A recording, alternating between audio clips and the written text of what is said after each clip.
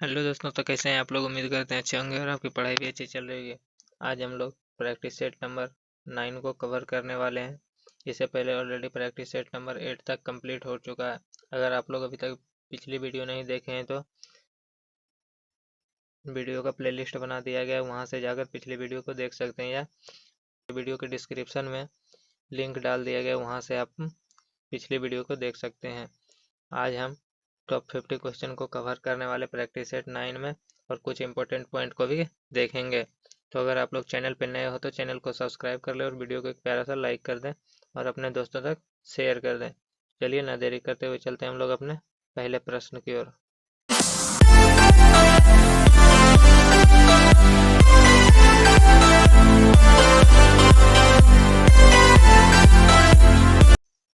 तो हमारा पहला प्रश्न है, मांसपेशियों में दर्द के उपचार में उपयोग की जाने वाली विकिरण है।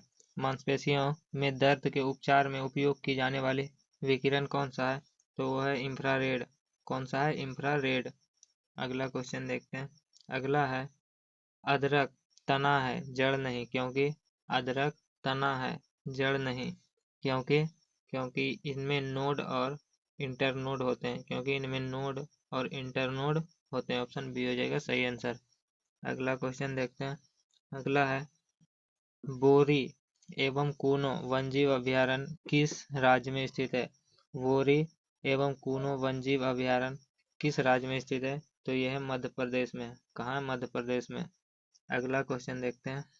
अगला क्वेश्चन है, राष्ट्रपति द्वारा राष्ट्रीय आपात की उद्घोषणा संसद के दोनों सदनों द्वारा कितने माह के भीतर अनुमोदित होना चाहिए? राष्ट्रपति द्वारा राष्ट्रीय आपात की उद्घोषणा संसद के दोनों सदनों द्वारा कितने माह के भीतर अनुमोदित होना आवश्यक है? तो ये 1 माह के अंदर अनुमोदित होना आवश्यक है। 1 माह के अंदर यानी 30 दिन। अगला है हमारा, भारत में राष्ट्रीय आय का आकलन सर्वप्रथम किस वैज्ञानिक द्वारा किया गया? भारत में राष्ट्रीय आय का आकलन सर्वप्रथम किस वैज्ञानिक द्वारा किया गया था? तो किया गया था R.V.K. राव। R.V.K. राव। अगला क्वेश्चन देखते हैं। अगला है, वर्ल्ड इकोनॉमी आउटपुट रिपोर्ट निम्न में से किस संस्था के द्वारा प्रकाशित किया जाता है? वर्ल्ड इकोनॉमी आउटपुट रिपोर्ट निम्न में से किस संस्था के द्वारा प्रकाशित किया जाता है? तो ये किया जाता है अंतर्राष्ट्रीय मुद्रा कोष। अंतर्राष्ट्रीय मुद्रा कोष IMF के द्वारा। अगला है हमारा, जल की अधिकतम घनत्व होती है। जल की अधिकतम घनत्व होती है तो होती है 277 केल्विन पर। 277 केल्विन पे। अगला है, सूची 1 को सूची 2 से सुमेलित कीजिए। सूची 1 को सूची 2 से सुमेलित कीजिए। लैक्टिक अम्ल किस में पाया जाता है? तो दूध में पाया जाता है। एसेटिक अम्ल किस में पाया जाता है? सिरका में एसेटिक अम्ल, साइट्रिक नींबू में, और ब्यूटाइट्रिक अम्ल दुर्गंधयुक्त मक्खन में। दुर्गंधयुक्त मक्खन में। तो इसका सही आंसर हो जाएगा ऑप्शन नंबर सी। अगला क्वेश्चन। अगला हमारा, निम्नलिखित को सुमेलित करें। निम्नलिखित को सुमेलित करें। तो अभिनव भारत संस्था का संबंध किससे? तो BD सावरकर से संबंधित है अभिनव भारत संस्था। अगला है, अखिल भारतीय ट्रेड यूनियन कांग्रेस। अखिल भारतीय trade union Congress MN Joshi. Hindustan socialist republic Chandrashekhar Azad. और नौजवान सभा भगत सिंह। नौजवान सभा के संस्थापक भगत सिंह हैं। तो इसका सही आंसर हो जाएगा ऑप्शन नंबर सी। अगला क्वेश्चन देखते हैं। अगला क्वेश्चन है, बंग भंग विरोधी का प्रारंभ किस तिथि को से हुआ है? बंग भंग विरोधी आंदोलन का प्रारंभ किस तिथि से हुआ है? तो 16 अक्टूबर 1905, बंगाल विभाजन के दिन। अगला क्वेश्चन, निम्नलिखित में से कौन सुमेलित नहीं है? निम्नलिखित में से कौन सुमेलित नहीं है? चंद्रप्रभा वन्यजीव अभयारण्य उत्तर प्रदेश, सही है ये। जयसमंद वन्यजीव अभयारण्य राजस्थान, ये भी सही है। करेरा वन्यजीव अभयारण्य मध्य प्रदेश में, ये भी सही है। करेरा वन्यजीव अभयारण्य कहाँ है? मध्य प्रदेश में। नहरगढ़ वन्यजीव अभयारण्य कर्नाटक, ये गलत है। इसका सही आंसर हो जाएगा ऑप्शन नंबर डी। अगला क्वेश्चन है हमारा, संविधान के किस अनुच्छेद के तहत सर्वोच्च न्यायालय रिट जारी करता है? संविधान के किस अनुच्छेद के तहत सर्वोच्च न्यायालय रिट जारी करता है? तो ये करता है अनुच्छेद 32 के तहत, अनुच्छेद 32 के तहत। अगला क्वेश्चन है हमारा, हिंदुस्तान रिपब्लिक एसोसिएशन की स्थापना कहाँ की गई? हिंदुस्तान रिपब्लिक एसोसिएशन की स्थापना कहाँ की गई? तो कहते हैं कानपुर में। हिंदुस्तान रिपब्लिक एसोसिएशन की स्थापना कहाँ की गई थी? तो कहता है कानपुर में। अगला क्वेश्चन है, कोहरा के समय हम लोग किसके कारण देख नहीं पाते? कोहरा के समय हम लोग किसके कारण देख नहीं पाते हैं? तो प्रकीर्णन के कारण नहीं देख पाते हैं।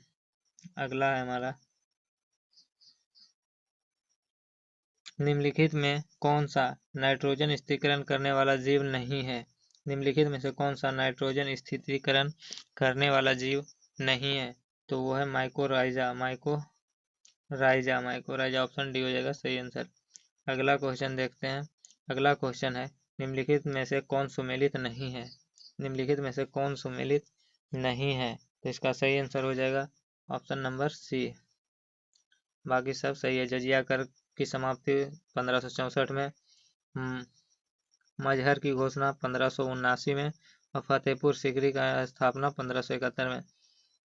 इलाही संवत की शुरुआत ये गलत है और 1582 है। इसका सही आंसर होगा ऑप्शन नंबर सी। इसका सही आंसर क्या हो जाएगा? Option number C. अगला क्वेश्चन देखते हैं। तो हमारा अगला क्वेश्चन है, निम्नलिखित में कौन सुमेलित नहीं है? निम्नलिखित में से कौन सुमेलित नहीं है? तो इसका सही आंसर जो होगा, कृष्ण प्रथम एलोरा की कैलाश मंदिर, ये सही है। नरसिंह वर्मन प्रथम रथ मंदिर, ये भी सही है, ये भी सही है। राज प्रथम बृहदेश्वर मंदिर, ये भी सही है। नरसिंह वर्मन प्रथम कांचीपुरम के कैलाश मंदिर, ये गलत है। इसका सही आंसर हो जाएगा ऑप्शन नंबर डी। कौन सा हो जाएगा इसका सही आंसर? Option number D. अगला क्वेश्चन देखते हैं। अगला क्वेश्चन है, यदि किसी निश्चित समय अवधि में मूल और मौद्रिक आय दोगुनी हो जाती है तो वास्तविक आय होगी। यदि किसी निश्चित समय अवधि में मूल्य और मौद्रिक आय दोगुनी हो जाती है तो वास्तविक आय क्या होगी? तो वास्तविक आय अपरिवर्तित रहेगी, ऑप्शन सी। अगला देखते हैं। अगला हमारा, जिला न्यायाधीशों की नियुक्ति कौन करता है? जिला न्यायाधीश की नियुक्ति कौन करता है? तो वो राज्यपाल करते हैं। कौन करते हैं? राज्यपाल। अगला क्वेश्चन है हमारा, पश्चिमी घाट पर पाई जाने वाली वनस्पति का प्रकार है। पश्चिमी घाट पर पाई जाने वाली वनस्पति का प्रकार है सदाहरित। कौन सा प्रकार है? सदाहरित, ऑप्शन ए। अगला, निम्नलिखित में से किस शासक ने बतापी कोंड की उपाधि धारण की थी? निम्नलिखित में से किस शासक ने बतापी कोंड की उपाधि धारण की थी? तो ये किए थे नरसिंह वर्मन प्रथम, ऑप्शन डी। अगला क्वेश्चन है, 1857 की क्रांति के ठीक बाद कौन सा विद्रोह हुआ था? 1857 के क्रांति के ठीक बाद कौन सा विद्रोह हुआ था? तो ये हुआ था नील विद्रोह, ऑप्शन डी। अगला क्वेश्चन है हमारा, निम्नलिखित में से कौन से समिति चुनाव सुधार से संबंधित है? निम्नलिखित में से कौन से समिति चुनाव सुधार से संबंधित है? तो ये संबंधित है दिनेश गोस्वामी समिति, इंद्रजीत गुप्ता समिति और बोहरा समिति। ये बोहरा समिति, ये तीनों का संबंध है चुनाव सुधार से। तो इसका सही आंसर हो जाएगा ऑप्शन डी। 1, 2, 3 ये तीनों चुनाव से संबंधित है। अगला क्वेश्चन है हमारा, व्यक्ति का भार उस लिफ्ट में अधिक होगा जब लिफ्ट त्वरित गति से ऊपर की ओर जाएगी। जब लिफ्ट ऊपर की ओर त्वरित गति से जाएगी, ऑप्शन सी। अगला क्वेश्चन है, निम्नलिखित में से कौन सुमेलित नहीं है? मामलुक वंश के संस्थापक कुतुबुद्दीन ऐबक, सैयद वंश खिज्र खां और खिलजी वंश जलालुद्दीन खिलजी। लोधी वंश के संस्थापक इब्राहिम लोधी, ये गलत दिया हुआ है। लोधी वंश का संस्थापक बहलोल लोधी थे। कौन थे? बहलोल लोधी।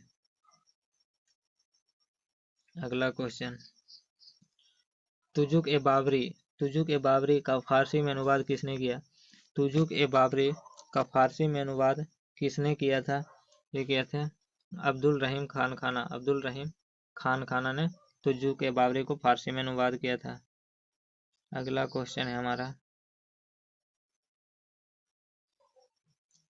निम्नलिखित में कौन क्षोभ मंडल के संबंध में सही नहीं है? निम्नलिखित में कौन क्षोभ मंडल के संबंध में सही नहीं है? तो क्षोभ मंडल में मौसमी संबंधी कोई घटना नहीं होती, ये गलत है।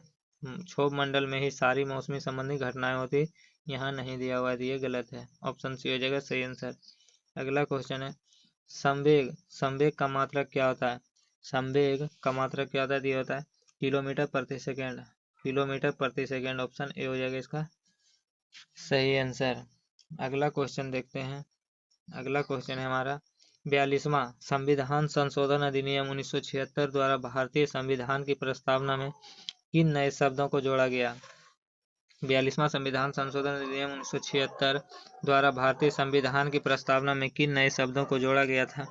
तो ये जोड़ा गया था समाजवादी, पंथ निरपेक्ष और अखंडता को, ये तीनों को जोड़ा गया था। 1, 2, 3, इसका सही आंसर हो जाएगा ऑप्शन सी। अगला क्वेश्चन है हमारा, भगत सिंह एवं बटुकेश्वर दत्त ने केंद्रीय विधानसभा में किसके विरोध में बम फेंके? भगत सिंह एवं बटुकेश्वर दत्त ने केंद्रीय विधानसभा में किसके विरोध में बम फेंका था? तो ये बम फेंका था किसको विरोध में?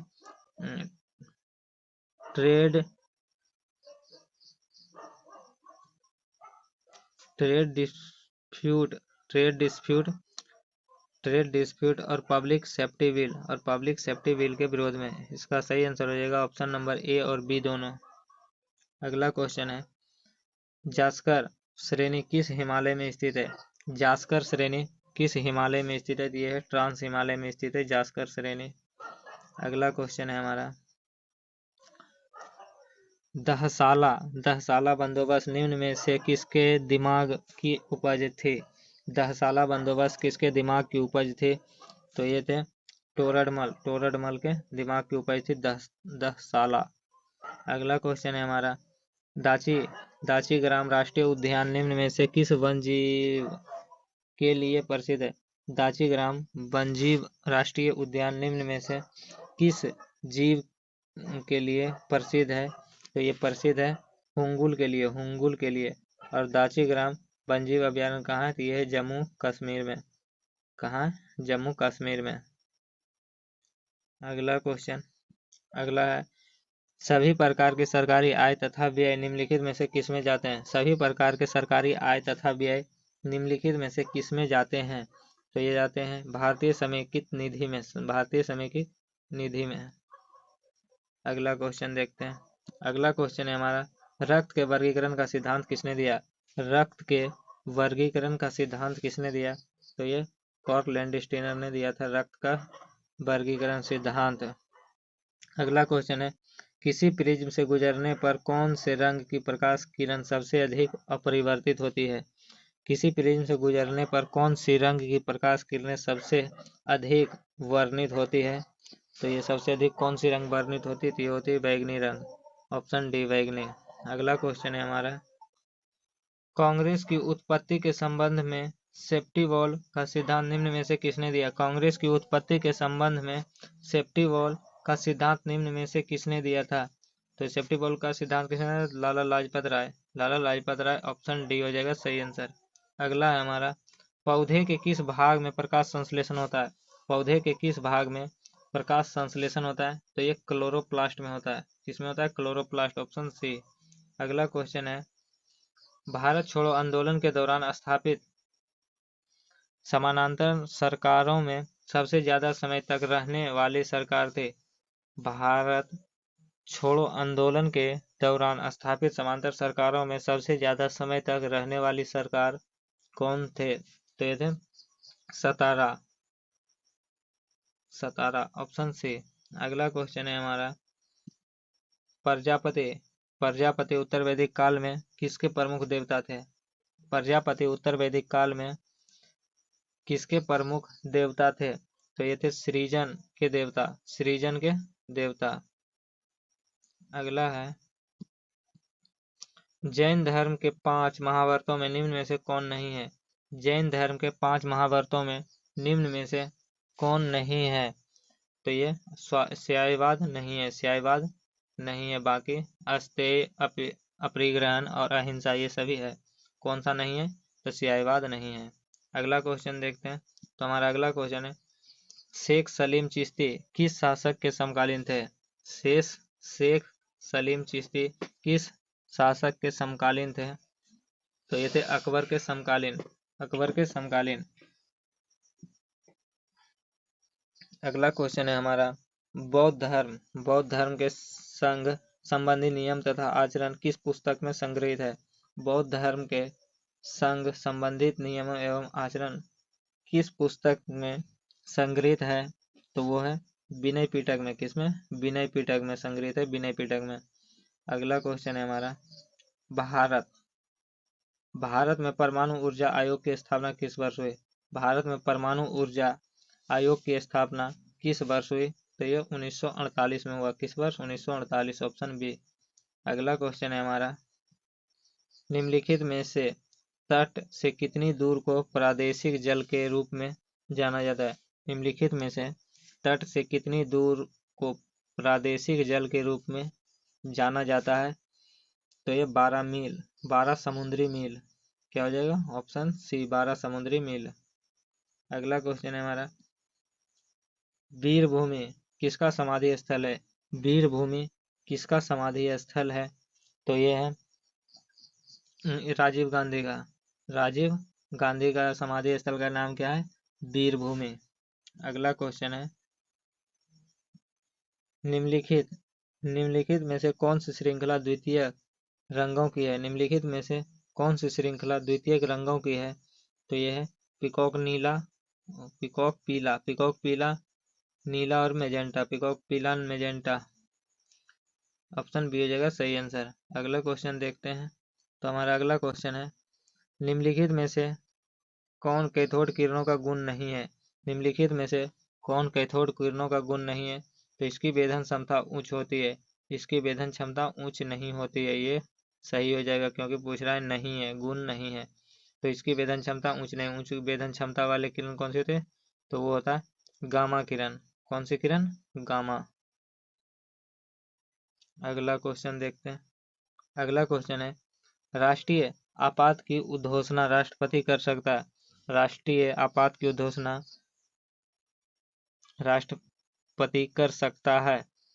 तो ये कर सकता है मंत्रिमंडल के लिखित सलाह पर, मंत्रिमंडल के लिखित सलाह पर। ऑप्शन डी हो जाएगा सही आंसर।